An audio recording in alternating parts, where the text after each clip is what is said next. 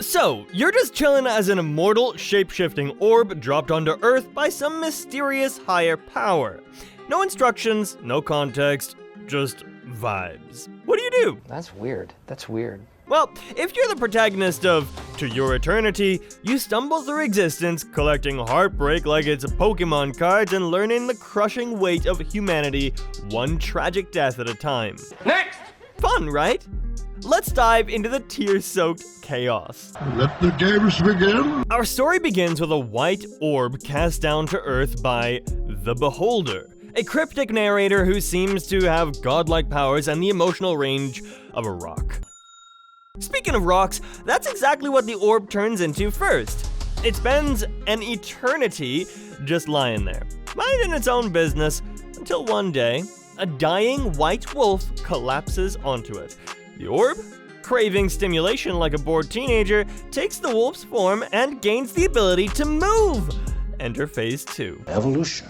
The wolf stumbles upon a lonely boy living in an abandoned village. The boy, ever the optimist, believes his family will return from the mythical paradise beyond the mountains. Spoiler alert, they won't. The boy, overjoyed to see his wolf, now named Joanne, decides to set out for paradise with his furry companion. He packs enough food and supplies for the journey, including berries he's somehow managed to hoard during what looks like a perpetual winter. But this isn't your typical road trip. After a leg injury and the crushing realization that his family is long dead thanks to the graves he finds, the boy heads back to the village, dejected and barely alive. Ultimately, he succumbs to his injuries, asking Joanne to remember him forever. The orb, now in a boy form, sets off to experience the world the boy never could. Cue the existential journey. And here we go. As the orb-turned boy stumbles south, he quickly learns that being human is harder than it looks. It can't be. Starving, injured, and mauled by a bear, he dies repeatedly but regenerates every time, essentially speedrunning humanity's worst-case scenarios. Meanwhile, in a nearby village, a little girl named March is about to be sacrificed to Oniguma, a giant bear god that the villagers believe needs child sacrifices to stay chill? This is the kind of logic that would make even ancient gods go, "Wait, what?" March, however, isn't thrilled about her impending doom for some reason. She dreams of growing up, raising a family, and living a life that doesn't involve being bear food.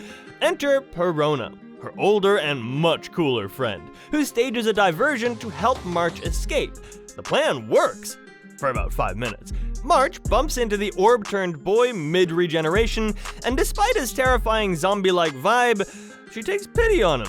After feeding him fruit, which he eats like a feral animal, March decides she's officially his mom now. That's my baby. That's it. That's the adoption process. You're mine. Meanwhile, Perona is out here doing parkour to avoid the bear and her captors. Unfortunately, March's freedom is short-lived as Hayase, the village's manipulative leader, drugs her and drags her back to the altar. Perona tries to save her, but things go from bad to worse when the bear, yep, the real Oniguma, shows up looking like it just crawled out of a nightmare. The orb-turned boy, now named Fushi, transforms back into his wolf form and rips the bear's face off in a brutal fight. That's cold-blooded. Hayase, ever the opportunist, declares March, Perona, and Fushi spared, but only if they come with her to Yanome. Because nothing screams thank you like forced relocation. Oh, how convenient! Hayase, being the walking red flag that she is, escorts her new prisoners, guests, to Yanome. The journey starts off relatively chill, with stops at food stalls and an attempt to lull everyone into a false sense of security. But surprise, surprise, Hayase drugs them again and throws them into a prison full of desperate criminals. Fushi's immortality becomes painfully obvious when the prisoners attack him, and he just keeps regenerating. I can do this all day. He learns a new phrase. It hurts, which is both literal and deeply existential. To be or not to be. Perona, ever the badass, hatches a plan to escape using a piece of the bear's hide as proof that Oniguma is dead, hoping to end the cycle of sacrifices. But this wouldn't be To Your Eternity without tragedy. March sacrifices herself to save Perona, taking an arrow meant for her. It's a gut-wrenching moment that leaves Fushi heartbroken. In a fit of revenge and sorrow, he transforms into the bear and decimates their enemies. Perona, devastated but determined, tells March's parents about her sacrifice. Fushi, now carrying March's form, wanders off, once again burdened by loss. Before carrying on with this story though, show us some love by hitting that subscribe button. Okay, so Fushi reunites with Pyoran, a quirky elder who takes it upon herself to teach him how to speak. Together they travel to Takunaha, a war-torn region where Fushi encounters a new, terrifying enemy: the Knockers. These parasitic creatures steal Fushi's memories and forms, threatening his very existence. What am I? The Beholder, who finally decides to show up and be helpful, tells Fushi to destroy the Knocker's core. After an intense battle, Fushi emerges victorious, but shook. The Beholder cryptically explains that Fushi's mission is to preserve the world by absorbing knowledge and experiences. No pressure, right? Chill. Yeah, Enter Gugu, a kind-hearted boy with the worst luck imaginable. After being abandoned by his brother and disfigured by an accident, Gugu ends up working for Booze Man, a restaurateur with a heart of gold. Fushi and Pyoran arrive at the restaurant, and Gugu's life takes a bittersweet turn. Oh, right on time. Gugu's struggles with self-worth and his unrequited love for Rin, a wealthy girl, add emotional depth to his character. Despite his hardship, Gugu becomes Fushi's closest friend, teaching him about life, love, and death. Gugu's unshakable optimism and resilience stand in stark contrast to Fushi's detached perspective, and I think it makes their bond even more poignant. Did we just become best friends? Yep! The turning point comes when the Knockers attack again. Gugu sacrifices himself to save Rin, using his extraordinary strength to shield her from the collapsing environment. Fushi, devastated by his friend's death, takes on Gugu's form and continues his journey, leaving Rin to mourn the man she grew to love. I'm not crying, you're crying! Fushi's journey takes him to Jananda, an island prison ruled by chaos. Here, he meets Tonari, a resourceful teenager who's seen more trauma than most adults. Tonari's backstory is a gut punch in its own right. She was betrayed and abandoned by her father, forcing her to fend for herself in a brutal environment. Despite this, she forms a tight-knit group of friends, all of whom share the dream of escaping the island. Maybe one day.